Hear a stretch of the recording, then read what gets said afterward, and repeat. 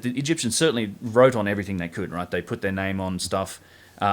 The best example that and I'm going to make a little video about this specifically, is that there's this black statue. There's many of these beautiful statues and carvings in the museum, and they're just usually typically out of granite or just a basalt, a beautiful black stone, igneous or volcanic rock. And you can feel like there's this one statue in particular where it's the typical sort of, it's a black statue and there's a person sitting on a box or a throne. Half of it, the top of it's missing, but you can, from the chest down, it's all there. And they're sitting on a box, and you can fit the beautiful finish on. You can rub, if you touch it, you can feel the striations of the ribs at the top of the chest. You can feel the bones in the legs and the muscles. It's perfect. And they're sitting on a box, and on the side of the box is carved a lotus flower motif. Right? It's clearly contemporary with the box. It's not symbolic language. It's not hieroglyphs. It's this lotus flower motif, and it's all detailed. It's wonderful. And around the top lip, like around the top sort of 3 inches of this box, there's hieroglyphs. There's a cartouche with someone's name in it that's like slightly off kilter. Yes, and you can look at this, right? And although it's very good, like it's detailed, it's deep. I mean, the best pieces get put in the museum, right? So this is clearly a craftsman that's done this, and you can see the hammering marks. You can see how it's been chiseled out. The problem is, even though it's nice writing, you can tell it's completely different. But when you look on the interior spaces, so where there's a bird, a symbol, one of the birds in the writing, in the interior space of that where the wings are, it's not polished. You can see it's been chiseled out. It's not this, and it's just, you would wonder, well, okay, what did they not polish out those interior surfaces?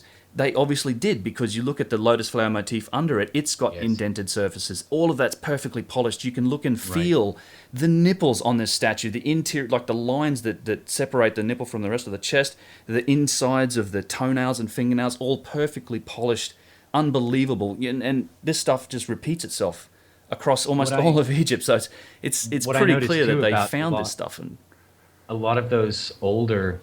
And a lot of them, you'll find those statues in Middle and New Kingdom rooms because they've got Middle and New Kingdom names on them. That's right. But you look at, if you actually spend enough time and you look particularly at the seated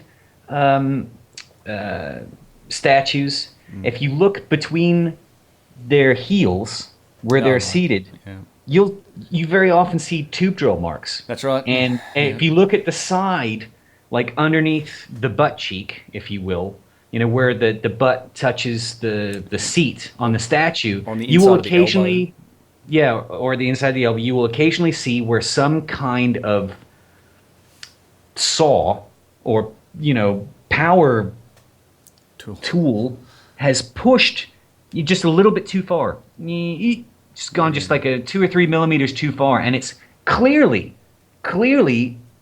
some kind of saw mark, but it's very thin, it's very precise, and it's gone a little bit too far into very, very, very hard stone. And that's a characteristic that only happens with powder. Like if you were doing stuff by hand, this is something that's been made clear by stonemasons and people that actually work with these tools. You do not do overcuts like this when you're doing things by hand or with manual, like horsepower coming from people. This is as you say, a rotating power saw, something that's powered, something that is powerful enough to remove material quickly enough that you just, as you say, little and there's these, that evidence is on statues, it's on lots of these sites, and it's conveniently ignored typically, or it's explained with copper chisels and copper tools that it copper chisels. Kind of ridiculous.